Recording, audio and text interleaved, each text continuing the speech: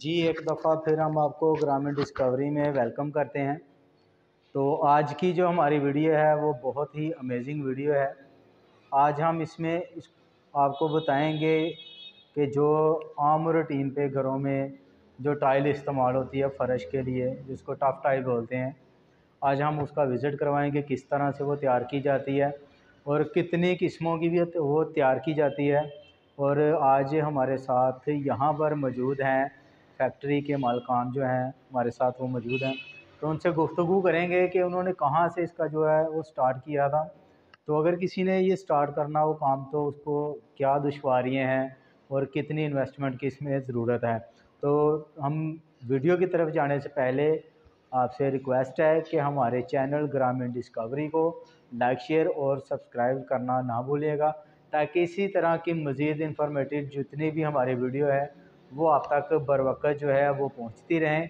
तो चलते हैं फैक्ट्री के मालिकान के पास, तो उनसे पूछते हैं कि जब उन्होंने ये फैक्ट्री शुरू की तो इन्होंने कहाँ से ये स्टार्ट लिया था और अभी कितनी किस्म की जो टफ टाइल हैं उनके पास अवेलेबल हैं वो तैयार कर रहे हैं। तो चलते हैं वीडियो की तरफ। हाँ, साथ डाले हैं तो अभी हम मौजूद हैं यहाँ पर, जो लड़के काम करते हैं वो आज हमारे साथ मौजूद हैं।